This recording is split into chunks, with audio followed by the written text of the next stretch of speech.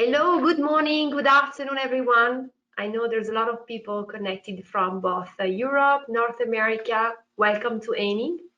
I am Giuditta Villa, Corporate Communication Director. Thank you for joining us today for our webinar on Ayming's 2022 International Innovation Barometer. I'll hand over to our host and our speaker in just a minute, but before, I do want to share with you a few information. The International Innovation Barometer of Ayming is now on its third edition, and the reasons for its continued success is the simplicity we have created in an area that is full of unexpected pitfalls and differing regulations. Since the pandemic struck, businesses have faced previously unimaginable adversity. The drastic and rapid changes in social and economic behaviors have forced an adjustment to business model, both in terms of how they operate and they sell. The problem is the pandemic has created a conflicting paradigm where innovation is more essential but also more difficult. And now, as we move into the post-COVID economy, innovation will be vital. Not only are economies in a desperate need of a boost, but several big challenges lies ahead. Let's think, for example, about the climate change. But if there's one thing innovators do best, it's to solve problems. We have to empower businesses and individuals to innovate because ultimately we rely on them for the solutions. All of this, though, depends on funding. Businesses must have access to the funding to ramp up R&D activities, for which there is a role for us in helping to ensure they have all the funding possible and making full of the use of the significant state funding that is now becoming available. Without further delay, I will now hand you over to our moderator, Nick Tribe, for the webinar, and he will introduce the speaker. Thank you very much again. Nick, to you. Thanks, Judy. Quick intro, I'm Nick Tribe and Head of Marketing at Ayming in the UK. Before I introduce your panel for today, I just wanted to run through a bit of background to this third edition of our International Innovation Barometer.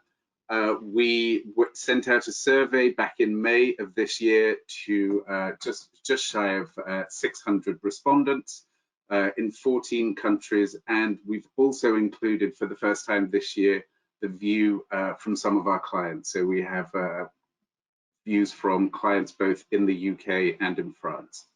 As ever, the report has three sections. The first two sections we run year on year to be able to make ongoing comparisons. So the innovation landscape, financing innovation, and then this year, to keep it current, we took a look at innovation in a crisis.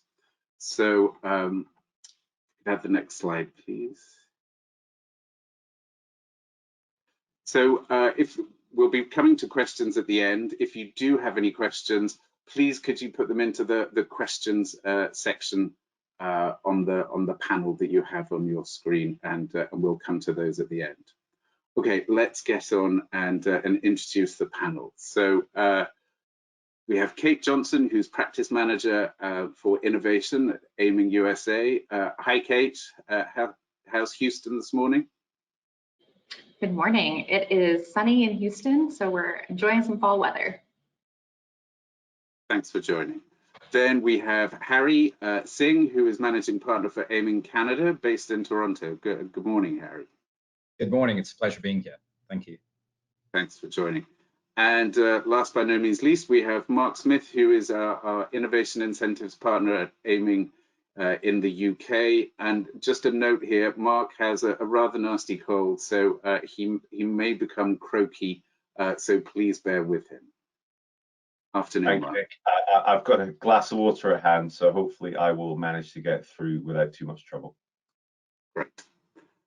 Yes, so before we kick off, just if you've got any questions, please put them into the question section and we'll come to those at the end.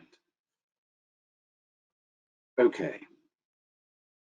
So we'll take a look at some of the key themes from the report. The first one, Mark, it seems like confidence is down from last year. We've seen that the impact of the pandemic has caused a drop in the proportion of those respondents who feel that their organization undertakes enough innovation, and it's dropped from 85% down to 71%.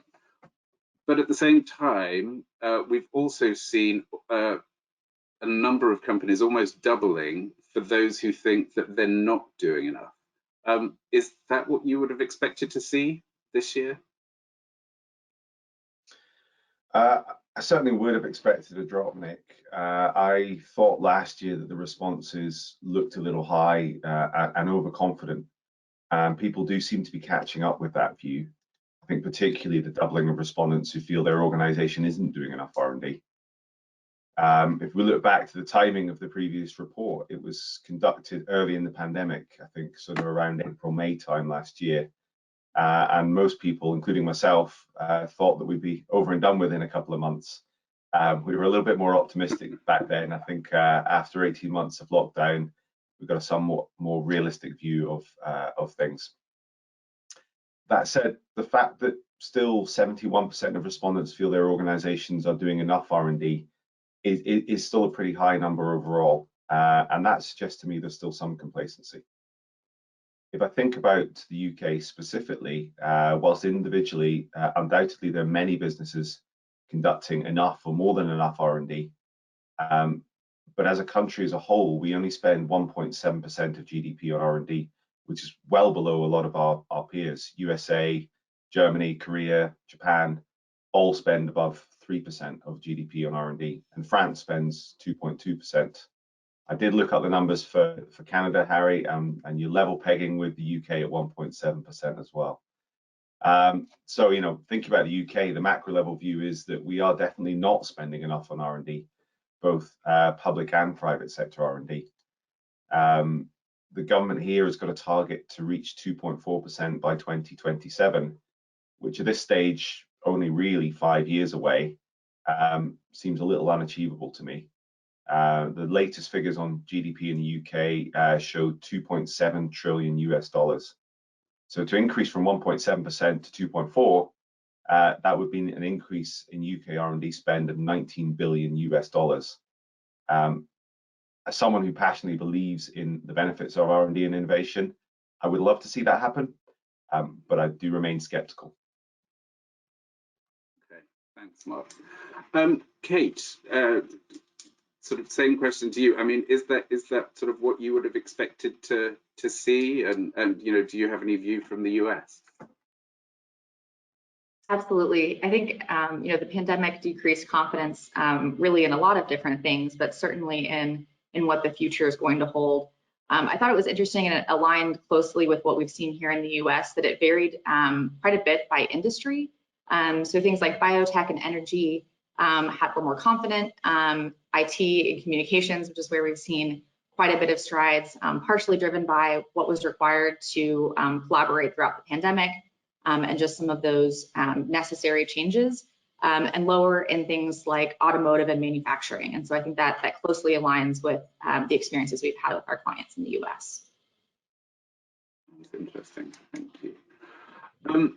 Mark, I'm going to come back to you again. Another number that we have, 69% of those who responded to the survey believe that their businesses are innovating enough to keep up with changes specifically in their market. You've mentioned the complacency. Or do you think it could be that businesses may not be aware of their competitors innovating, or could it be something else? Yeah, I would agree, Nick. I think those figures suggest to me a bit of complacency. Change is a constant feature of our lives, and new challenges crop up all the time. There are obviously some things we can predict in the markets in which we operate, and we may have a good idea which trends will persist, but exactly where they end up, what form they take, I think it's really impossible to predict. And I think it's been proven time and again that generally people aren't great at making accurate predictions about the future. I'm reminded of an event we ran earlier this year with a futurist. We've had several previous events with the same guy, Richard Watson. He works at the Judge Business School at Cambridge University. At the previous event we held 2 years prior, we all sort of made our own predictions, stuffed them in envelopes, popped them in a drawer, and we pulled them out at the beginning of our most recent event. And of nearly 80 predictions made, I believe less than 3 came true. Certainly none of them predicted a global pandemic. So, you know, I think that suggests to me that people aren't great at making predictions about the future. And if someone's confident that they've got a good handle on where their market is going, my advice would be really to, you know, to look again and genuinely challenge that view and question, are you really innovating enough to keep up? That's interesting.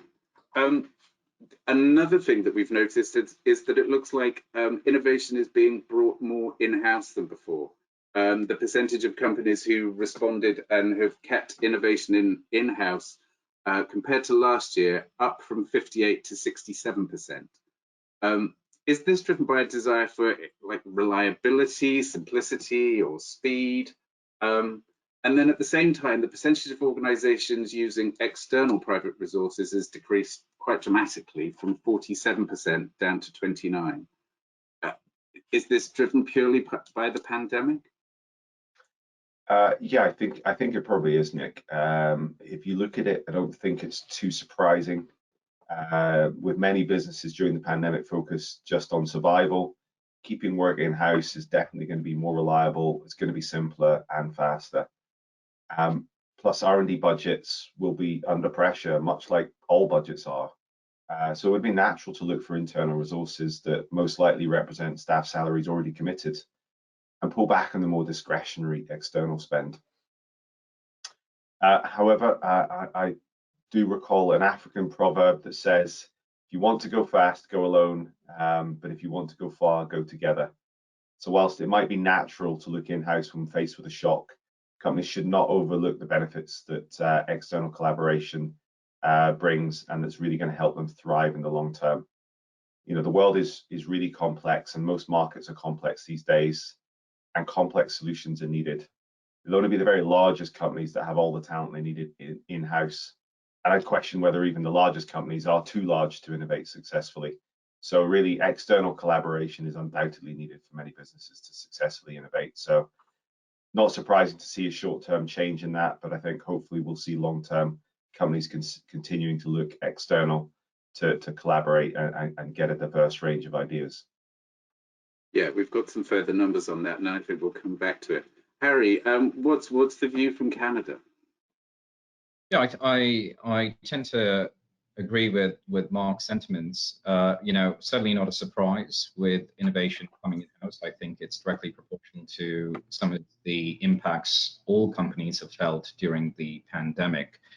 Having said that, there are some real issues that business owners are faced with daily. You know, how do I overcome logistical concerns and get stuff done? You know, for our life sciences and biotech pharma companies, how do they continue to push the envelope of clinical trials in what's turned into a very you know, decentralized access to people that can run those trials? You know, the business owners I speak with are talking about access to talent to even conduct the R&D. And Mark's absolutely correct when he says that, you know, there's clear wins around agility and just having a comfort level in getting stuff done in-house. Is that going to last for the unforeseeable future? I highly doubt it. You know, there's lots of reasons for us to feel quite positive and optimistic of getting out of the pandemic, to be able to get back to some level of normalcy, to collaborate and innovate, not just using internal resources, because if I'm being quite transparent, that can only take you so far. You know, several companies just don't have the in-house capabilities or the access to capital to get certain equipment necessary to conduct in-house R&D, and quite frankly rely on subcontractors or third-party test facilities to do some of that innovation. And I think as we emerge out of COVID, that a lot of that collaboration, be it with universities, with test centers, with cross-functional research teams globally, is certainly where we're headed. That's interesting. I guess keeping it in-house is clean and simple, but it's not making the most of the opportunities that are out there. Mark, I'm going to come back to you before, just in case your voice does give out. So it's really been interesting to see over the past 18 months that even though short-term planning for innovation has become a much bigger priority, and that's something that we've seen in the responses to the report, long-term trends and future market demand still remain actually the biggest driver of innovation, which was selected by 57% of our respondents. And that's up significantly from 38% last year. Is that what you would have expected or hoped to see? Well, I think innovation always faces this tug of war between short-term and long-term priorities. And really any business investment faces the same challenge. It's not surprising really to see more prominence given to short-term goals at this time. Companies really will be facing acute challenges, needing innovative solutions, such as a shortage of key components, price shocks, or an inability to have staff on site, or certainly to have as many staff on site as they would normally be used to. And as well, they may well be seeking to innovate quickly to exploit short-term opportunities thrown up by the pandemic. So I think it's heartening to see that the future market trends remains the biggest driver of innovation, and in fact is substantially up from last year. There are many big long-term challenges occurring that need innovation to tackle. For example, we have the next COP climate change conference here in the UK at the end of this month. There's a substantial amount of innovation needed to deal with the climate crisis. And this presents business with many opportunities, as well as some costs. I think just recently, two crises we faced in the UK linked to the climate crisis is firstly the sharp increase in natural gas costs. And we've had a shortage of tanker drivers, meaning not enough fuel was making it to petrol stations, or for our North American participants to gas stations. My view is that innovation could avert these crises in the future.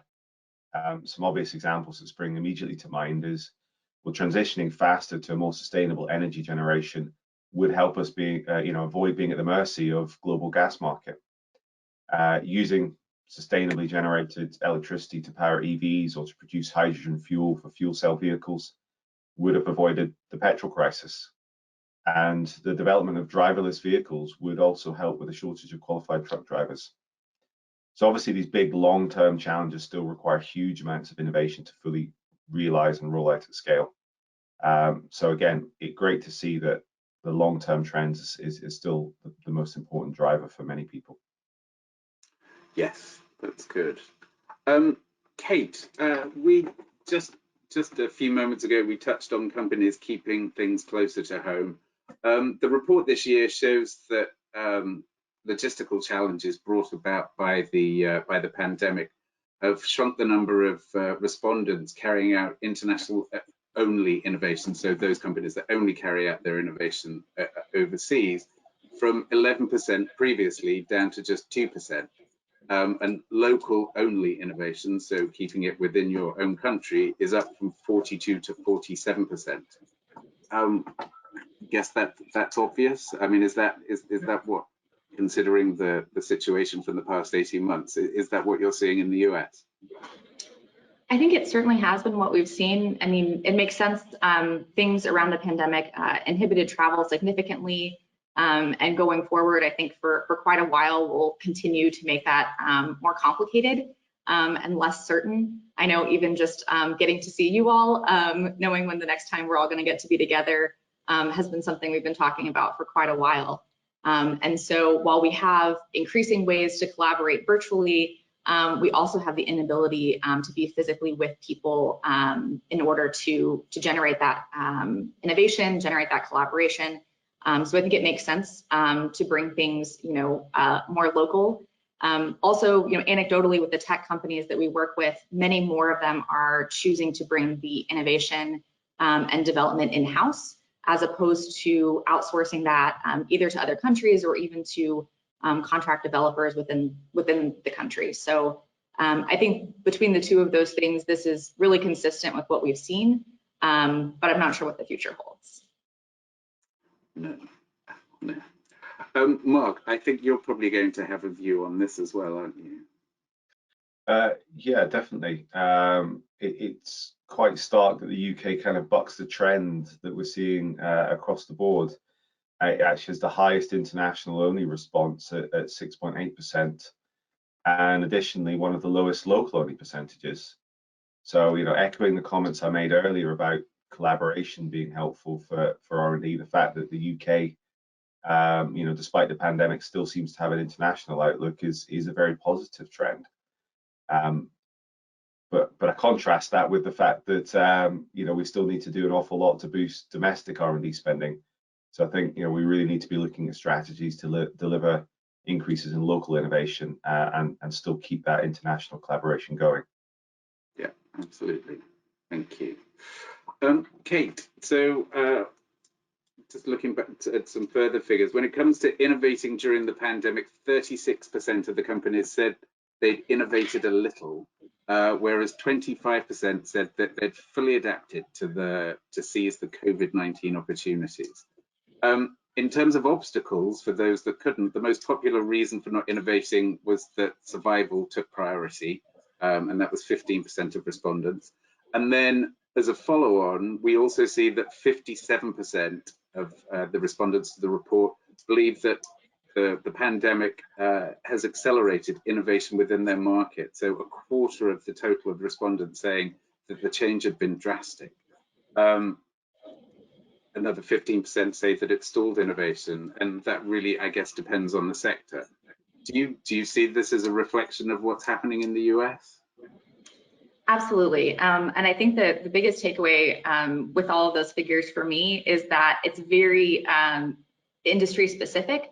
There are certain industries, particularly within life sciences and technology, that had the opportunities and the vision to pivot and to do different things, either directly in response to the pandemic or just based on their industry, had more opportunities to do that innovation, whereas others were deemed essential, things like civil engineering and construction.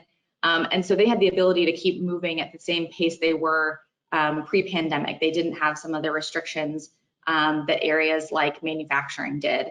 And that's where we saw quite a bit of constriction in both talent and the availability of supplies relative to some of the supply chain issues that we're all very familiar with. So we saw less innovation in those areas and where the pandemic really restricted them versus the areas and the industries that really were able to take the opportunities that were presented and the areas where innovation was deeply needed because of this unprecedented time. Yeah. And then Harry, how about north of the border? Yeah, I'd say probably a bit of the same. Look, the reality is that, companies have been in survival mode, and there's no sugarcoating that fact. And some industries have been hit a lot harder than others. You take a look at retail, you look at take a look at the hospitality industry, hotels, restaurants. Very little opportunities outside of adapting to maybe becoming, for restaurants at least, becoming more takeout and adopting technologies that'll let them get their food to people remotely, things like Uber Eats and DoorDash and so on and so forth. But less opportunities for them to pivot as quick as maybe some of our other clients. We've got examples of textile clients pivoting towards making masks. We've had examples of clients that have been making health and beauty products pivoting towards making hand and surface sanitizers. And to be totally candid, these are some of the companies that have had record years last year. And our conversations with the owners of those companies tell us that these service lines, as long as necessary, are probably going to become the new product line of growth, multiple folds of growth for these companies into the future. So yes, COVID has had, I guess, a dual impact to companies. For some, it's quite frankly been a curse, and they've survived as best as they can. Some have gone under, unfortunately, but some have been resilient and been very opportunistic and are now thriving. And I guess even within some of the sectors which you might think have been hardest hit, if they've had the ability to pivot and take advantage of the opportunities, then it's not just driven by sector. Absolutely. Kate, back with you again. We're going to talk a bit about some of the figures from funding innovation, and the survey shows that the firms that are managing to access funding internally, it's really now the preferred method for almost 45% of our respondents, up from 27% last year. And then at the same time, the use of the Big Four and specialist consultancies is down as businesses have sought to cut on their external spend. I guess, what we've been talking about, some of them going into survival mode. But isn't this just what you'd expect when there's so much uncertainty around? It certainly is. I mean, cutting expenses is one of the first things that companies look to do when there are times of economic uncertainty. They need to bring things close to home, reduce the expenses where they can. And it's not surprising that, like we've talked about in some of the other areas, that third-party contractors are one of the ways that they're looking to cut spending. I do think in terms of innovation funding, it's a bit counterintuitive to cut those costs. Oftentimes we've seen where companies are taking that analysis in-house or not looking for outside help to identify funding available, they're often leaving money on the table. And so while they may reduce the costs associated with those consultancy fees, they may also reduce the benefits that they're eligible for, or I should say that they're actually taking advantage of, that they are eligible for. And then in some cases, not really maximizing what they can do. Because if you don't have the funding, obviously you're not going to be able to progress in terms of those innovation. I do think it's encouraging that they're having additional internal funding, because certainly we want to see companies allocating funds towards those projects and moving the needle in all these different industries. Yeah, I guess that's a broader demonstration of the importance of innovation if they're applying it internally. Harry, I know that you're passionate about this, so I'm going to hand over to you here.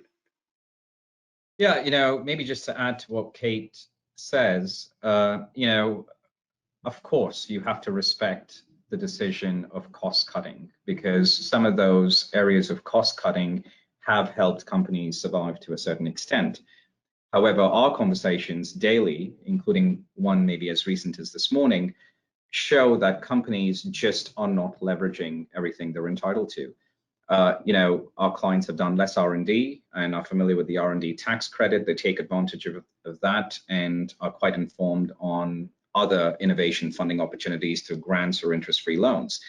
But when we speak to a prospect who's made it quite clear to us that they need assistance, they're barely surviving, they're barely able to keep the lights on, we still see that they are missing opportunities. They probably are taking advantage of one program, but missing out on loads of funding in other areas in terms of provincial or federal programs here in Canada. And it's really unfortunate, because that's where a lot of the allocation of funds has gone towards. So I think as companies have been in survival mode, they're quite busy. They've lost they've lost the touch on what really is out there. So whether you choose to use an expert or not, what I encourage businesses to do is get informed. And there's many ways to get informed. There's some valuable information on online platforms. Every region, at least here in the Canadian market, has economic development officers whose sole purpose is to advise businesses on sustainability, on government funding options. Speak to them. A company like Ayming would be more than happy to sit down and articulate net new programs that are available to you. Whether you use us or not, or you want to do those in-house, that's a separate conversation, and we're happy to go either way. But get informed, because it's a shame when a company goes under when they had an opportunity to maybe leverage an innovation grant for up to $1 million that could have kept you going. And it's interesting. So another stat that I've got here is that apart from internal funding, all of the other forms of funding have declined over the past year. And even R&D tax credits, they've seen a substantial decline, used by, going down to 34% of the respondents compared to 46% last year. Equity and debt funding both being used less, that's down 10% and 22% respectively.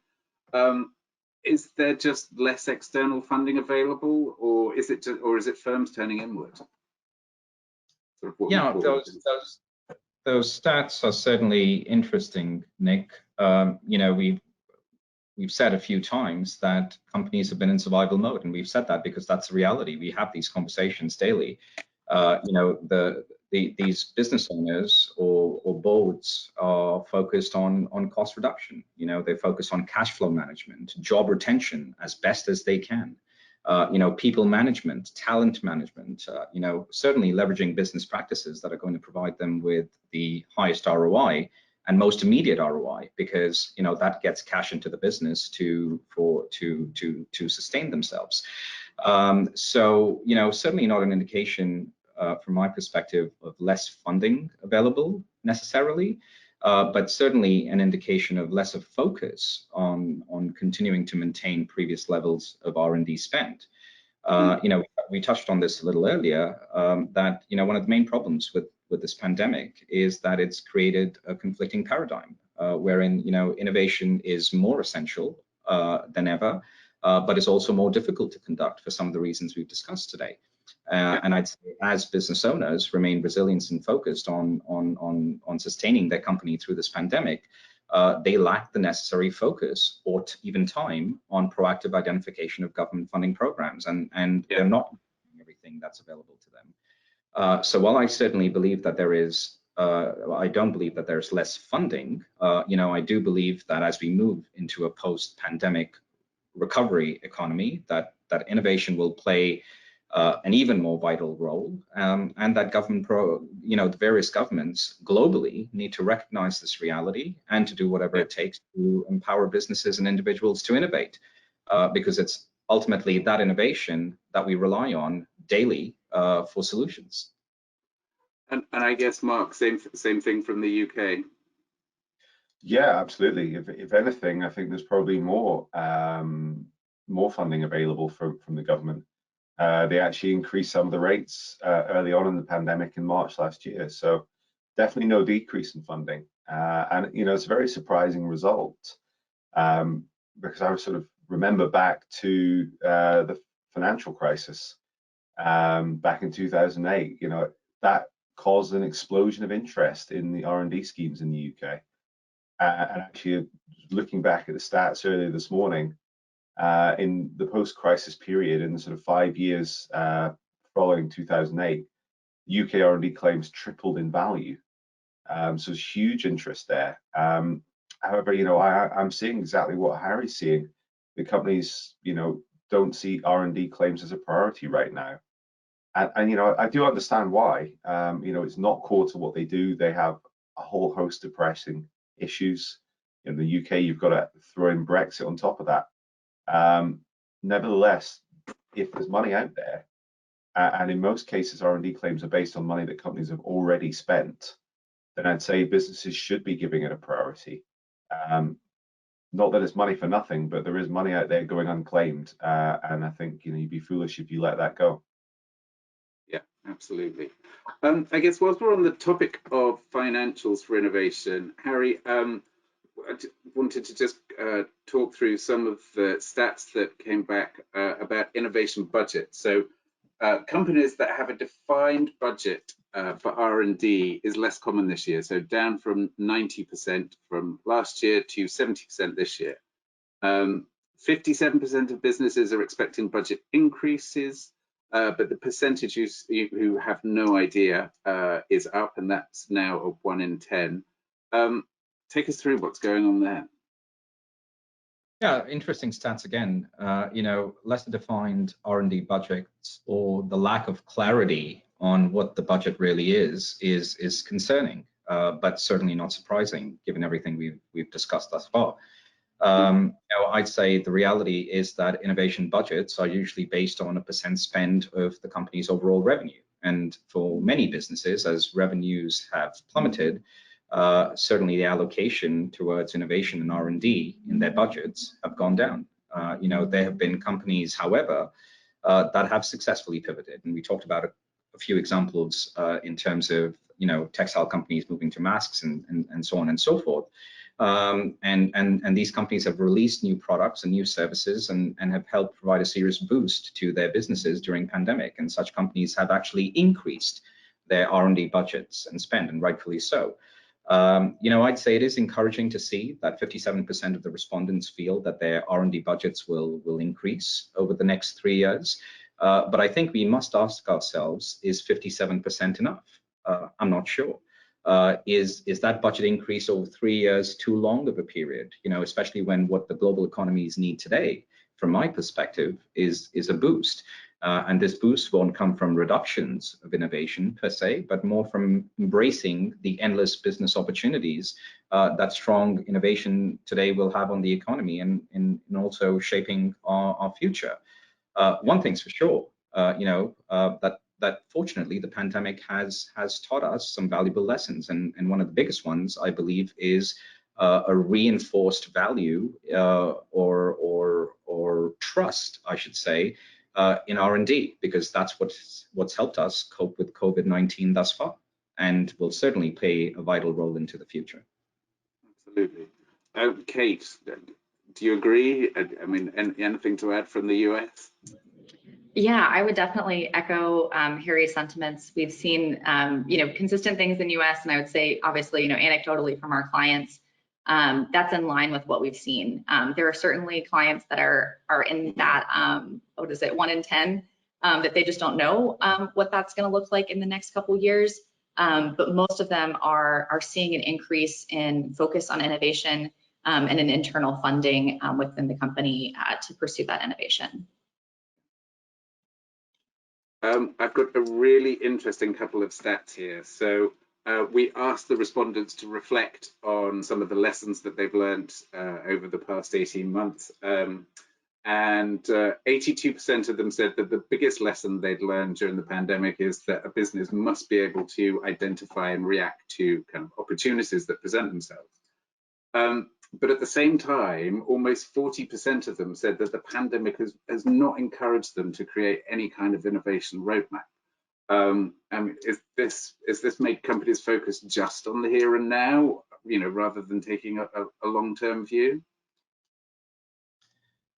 Yeah, I'd say the 82% stat is certainly encouraging to see. The unfortunate reality, however, is that several of our clients would not have been in business today if they were not agile or vigilant on seizing such new opportunities created during the pandemic.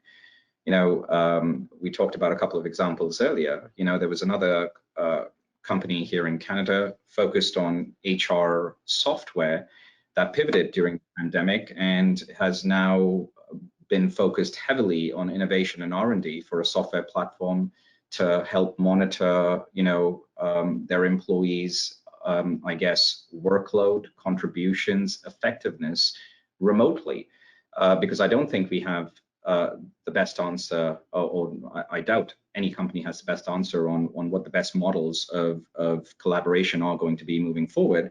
But they certainly feel that the software is going to be in high demand, and it's a company that's garnering a lot of interest, and reckons that it'll probably see 10 to 50 times growth over the next 2-3 years. So this has helped our clients not just survive during the pandemic, but also enjoy, quite frankly, some of the most successful years in business.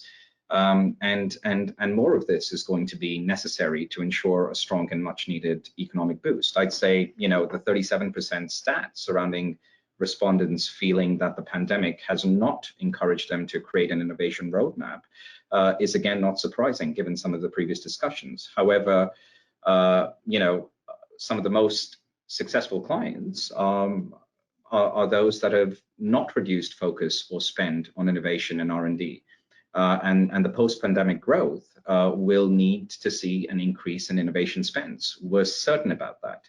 And if companies, let's go to the other end of the spectrum.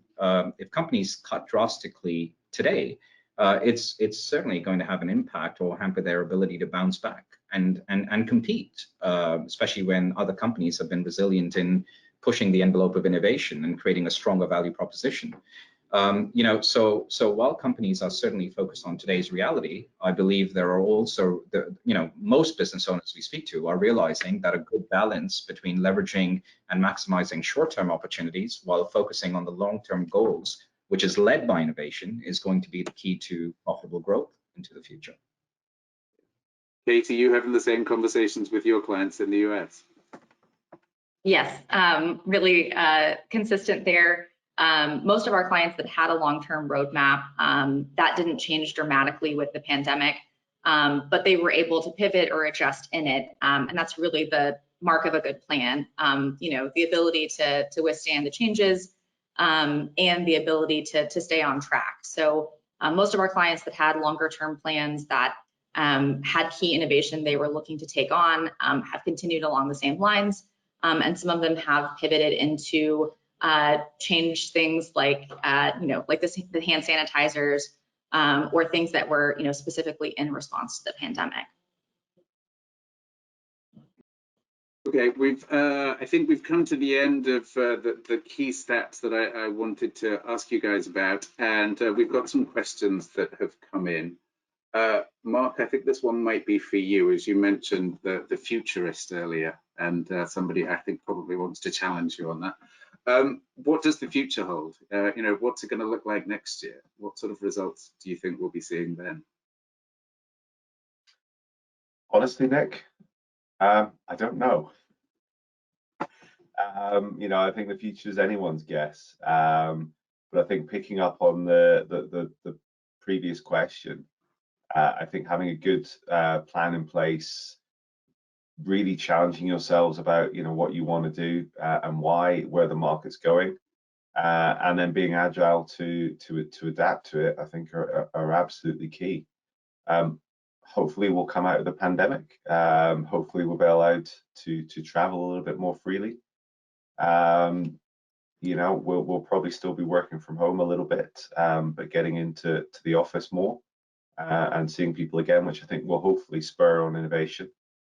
But yeah, given the uncertain nature of things at the moment, very difficult to know. Okay, well, we'll be here next year so we can talk through the results from. I'm not making any predictions that then fail to come true for next year, so I won't be stuffing any of those in an envelope today. Okay. I've got another question about the future of innovation collaboration. Is that going to come back? It seems to have sort of disappeared. People were retrenching, bringing everything in-house. Kate, do you see that changing? I think that's going to continue to evolve as the climate evolves. I think there are certainly reasons around the pandemic why people have brought things in-house, related to the inability to travel or collaborate in person. I think no matter what, collaborating in person is key to the types of innovation that are really going to move the needle.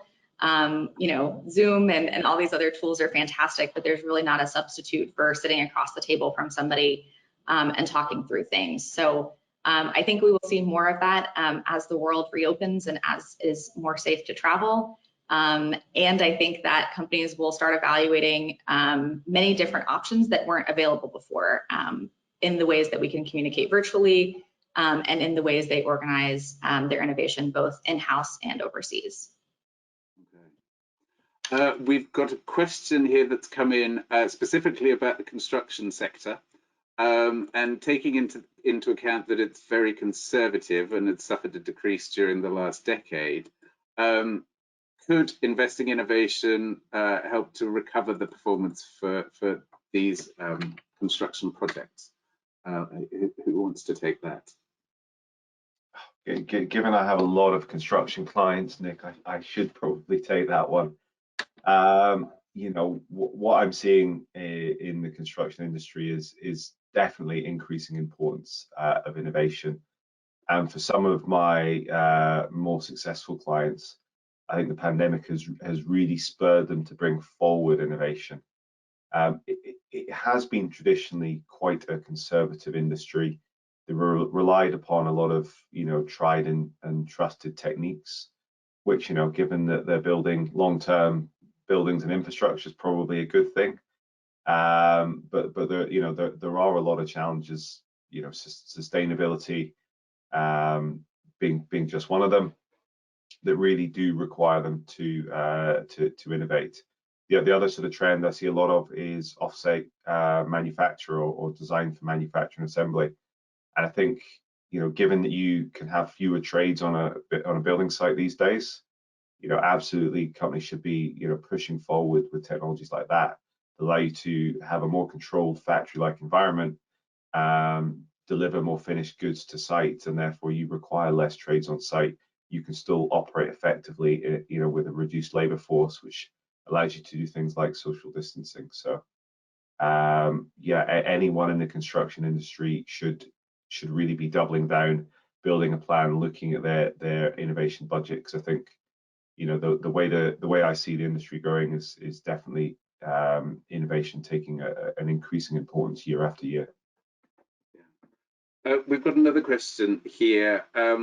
It wasn't a sort of companies that sort of retrenched and looked in. We were all at home for quite a long time, and apart from some online shopping, we were saving generally quite a lot of money.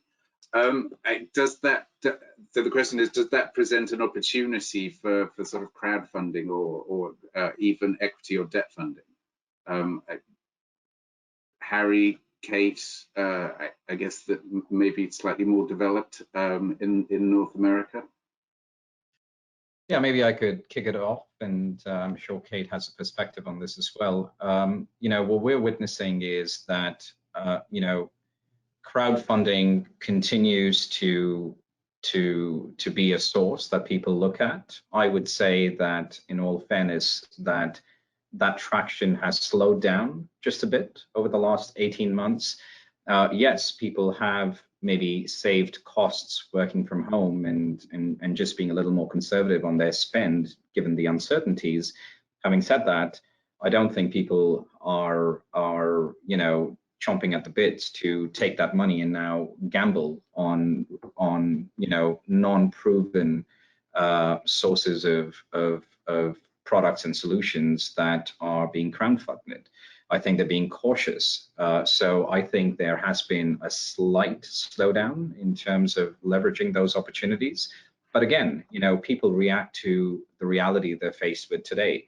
As this reality changes globally and things become more normal, I think that's going to reconvince people to taking a look at some of these amazing solutions that are being crowdfunded and put their money in it. Kate, how about the US? Yeah, I agree with Harry's sentiment. I think people are more cautious these days. I have seen some solutions available where people, in addition to crowdfunding, can do things like invest in a venture capital firm or in an IPO, which were previously unavailable. So there is a move, I think, in that direction to open up that type of investment to individuals, where usually there was a very large monetary barrier to entry. So it'll be interesting to see how those progress and what types of companies get that additional funding.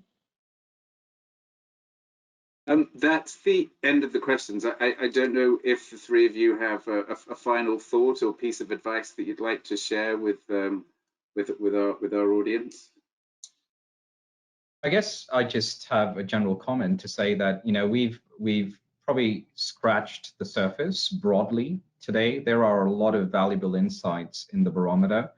We're making this readily available to anybody across the globe, and I think there's some good stats for countries that you'd probably be interested in. So feel free to reach out, and it would be our absolute pleasure to get a copy of this Barometer out to whoever's interested. Absolutely, and we have everybody who's registered for this webinar. We have email addresses, so we'll be sending out an email with a link so that people can download it. So just like to take this opportunity, we're just coming to our time.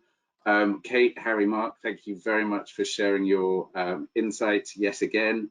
Yes, so everybody, we'll be sending out an email with a link to download the report. Feel free to get in touch with anyone of the team if you'd like to discuss further. And yeah, I'd just like to take this opportunity to say thank you for joining us and goodbye.